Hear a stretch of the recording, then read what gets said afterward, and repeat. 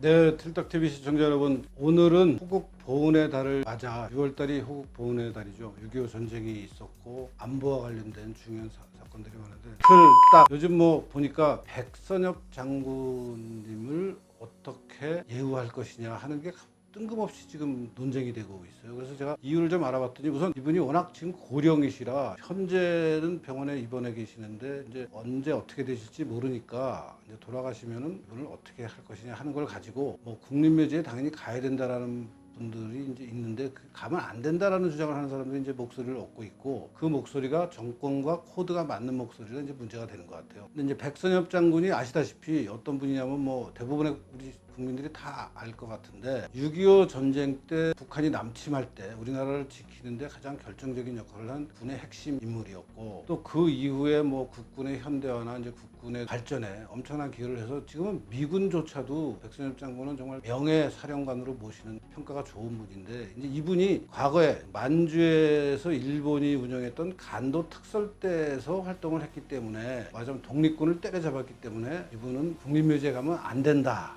라는 얘기를 하는 분들이 일부 있어요. 근데 이 말이 얼마나 어이가 없는 일인지를 제가 좀 설명을 드리겠습니다. 우선 일제시대 알다시피 일본이 우리나라를 식민지배한 게 1910년부터 1945년 만 35년이잖아요. 그중에 우리나라 사람들이 군대에 갈 수 있던 게 언제부터였냐 여러분 아세요? 일본 군대에 우리나라 사람들이 못 갔습니다. 바로 이걸 두고 저는 일본이 식민지배를 하면서 우리나라 사람들을 차별했다고 얘기해야 되는 중요한 포인트라고 생각해요. 근데 사람들은 이런 얘기 안 합니다. 뭐 쌀을 뺏어갔느니 어쩌니 이제 이 얘기만 하는데 일본이 우리를 식민지로 삼고 세금을 다 걷어갔어요. 그러면 세금을 걷어갔으면 그 세금을 걷어간 대우를 해줘야죠. 가장 중요한 게 군에 갈 수 있게 해야 돼요.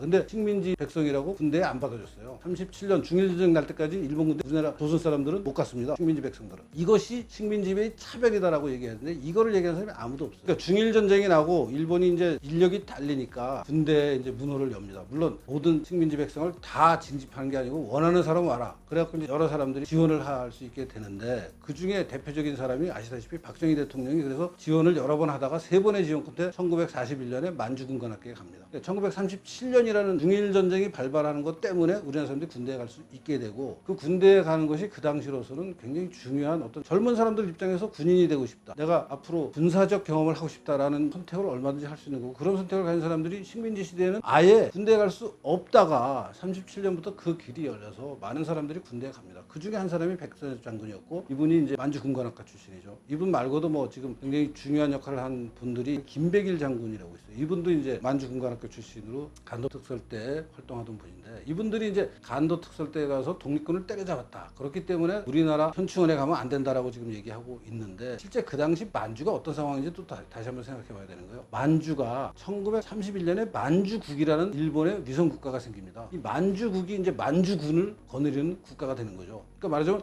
만주가 텅텅 비어서 우리나라 사람, 중국 사람, 일본 사람, 러시아 사람이 자기 마음대로 다닐 수 있던 공간에서 시간이 좀 부실할 때가 있었어요. 일본이 근데 그거를 정리하기 위해서 만주국을 세우고 그 만주국 산하의 군대가 만주군입니다. 만군. 이 만군이 이제 평정을 하는데 그 당시 상황을 조금 거슬러 올라가면요. 우리나라에서 1919년에 3.1운동이 벌어집니다. 이 3.1운동에 고무돼서 많은 사람들이 이제 독립을 외쳤고 그 3.1운동이 벌어지는 그 힘으로 독립군들이 만주에서 굉장히 잘 싸웁니다. 그 성과를 가장 대표적으로 보여주는 게 청산리 전투, 봉오동 전투예요. 1920년입니다. 3.1운동 직후에 청산리하고 봉오동에서 일본 정규군이 우리 게릴라들 독립군한테 이렇게 당하고 나니까 일본이 이제 이 만주에 있는 말하자면 조선인 독립군 다른 여러 가지 정규군이 아닌 저항군들을 정리하는 노력을 해서 사실은 일본이 이제 굉장히 정예부대를 투입해서 막 소탕을 하니까 우리 독립군들이 많이 피해갑니다. 그 결과 1921년이 되면요. 그러니까 청산리 전투, 봉오동 전투가 벌어진 다음 해 우리 독립군들이 이렇게 쭉 일본군의 반격 때문에 피해가다가 중국 국경을 넘어서 급기야는 러시아 국경에 있는 자유시라는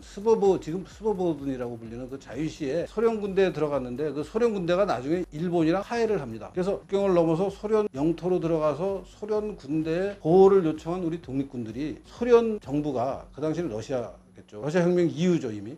러시아 혁명 정부가 맞으면 일본이랑 화해를 하면서 일본이 이렇게 러시아에 요청하지. 야, 니네 우리랑 화해하려면 니네 밑에 들어가서 우리를 괴롭히던 독립군들 정리해라. 소련군이 우리 독립군들을 쉽게 말해서 죽입니다. 그걸 자유시 참변이라고 부르는데 이 자유시 참변이라는 사건이 벌어지면서 독립군의 주요 세력이 맞으면 이제 없어지게 됩니다. 그건 남은 사람들은 정말 이제 소수화돼서 그리고 그 소수화된 사람들이 많은 경우에 팔로군 산하에 들어가고 동북 한일 연군이라고 해서 중국 공산당 산하의 군대에 들어가게 됩니다. 우리 자체의 독립군이 이제 없어지는 게 1921년 이후의 상황이에요. 1921년 이후에 만주가 그렇게 군사적으로 일본의 작전 때문에 그런 상황이 되고 나서 만주국을 세우고 이 만주국의 군대가 이제 만주군인데 그 만주군의 군대에 가서 간도 특설대라는 데를 가서 우리 독립군을 때려잡았다 그러는데 때려잡을 독립군이 사실 거의 없는 때예요. 그때 때려잡을 독립군이 있어요.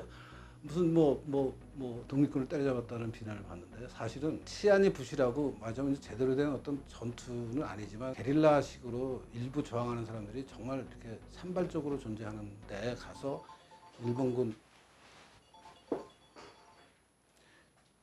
딱 어서부터 다시 해야지. 그러니까 그 간도 특설대라는 데 가서 일본군이 조선 사람을 중심으로 조선 독립군을 때려잡는 부대를 만들었다라고 지금 하면서 그 부대에서 근무한 사람이 어떻게 현충원에 가느냐 하는 얘기를 하는데 일본 군대가 조선 사람들 중심으로 군대를 만드는 게 간도 특설대라는 거는 맞지만 그 간도 특설대가 엄청나게 많은 독립군을 때려잡아서 정말 문제다라고 할 정도의 독립군이 만주에는 있지 않았다. 이미 독립군은 엄청 타격을 받고 자유시 참변을 겪고 그러면서 이제 이미 독립군의 대다수 남아있는 사람들은 중국 공산당, 소련 공산당 산하의 군대로 다 편입이 돼서 동북한일연군에 들어가요. 동북한일연군은 중국 군대예요. 그 중국 군대와 소련군이 어떨 때는 사이가 좋을 때는 안 싸우다가 사이가 나쁘면 또 싸우고 그럽니다. 그 와중에 이제 간도 특설대가 활동을 했기 때문에 백선엽 장군이 그 이후 역사에서 우리나라가 건국이 되고 군대를 만들고 그 군대를 만들고 나서는 6.25 전쟁을 겪으면서 우리나라 군대가 이제 세계 최강의 군대로 바뀌는 과정에 정말 중요한 역할을 한 분이고 국방 역사에 호국 역사의 가장 상징적인 인물인데 이분이 지금 국립묘지에 못 간다 하는 얘기를 하는데 반대편에 있는 사람들의 주장을요 제가 거꾸로 한번 얘기를 해보겠습니다. 그러니까 박정희 대통령이 만주 군관학교에 가고 백선엽 장군이 만주 군관학교에 가고 일본 역사에 가서 친일파다라는 얘기를 하는 사람들한테 하고 싶은 얘기예요. 여러분 저쪽 사람들이 좋아하는 노무현 대통령, 문재인 대통령 그 사람들도 젊은 사람들 시절을 보냈을 거 아닙니까? 대학 다니고 고시해서 변호사가 됐잖아요. 다. 그분들이 고시 붙을 때 어땠는지 아세요? 유신 시대였어요. 유신 헌법을 공부해서 고시를 붙었어요. 그래서 지금 문재인이 나오는 그 성장 과정에 보면은 유신의 앞잡이 노릇을 하는 시기가 있는 거예요. 유신 헌법 자기 운명이라는 자서전에 보면요. 자기가 헌법에서 우수한 성적을 받아서 다른 과목의 부진을 이겨내고 합격할 수 있었다라는 말을 해요. 그 말이 뭐 유신 헌법 공부 열심히 했다라는 얘기 아니에요. 박정희 대통령이 군인이 되기 위해서 만주군관학교 갔다가 일본 육사 가서 거기서 수석 졸업하고 3등 졸업하고 하는 거하고 문재인하고 뭐가 다르냐고요. 문재인이 젊었을 때 경희대학교 법대 다니면서 고시 붙으려고 열심히 공부해서 자기 헌법 과목에서 우수한 성적을 냈다고 자랑하는 거하고 박정희 대통령이 일본 육사에서 뭐 3등으로 졸업했다는 거하고 다를 게 뭐냐고요.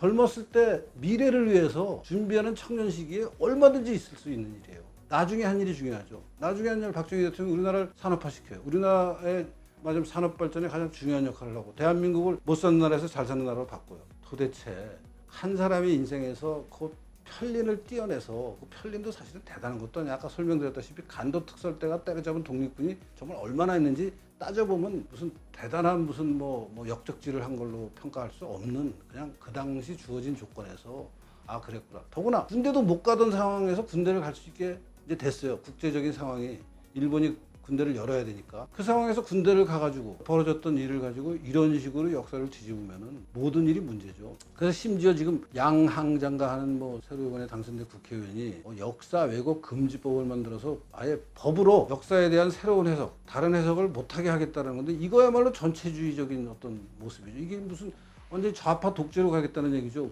예컨대 5.18에 대해서 다른 말을 못한다?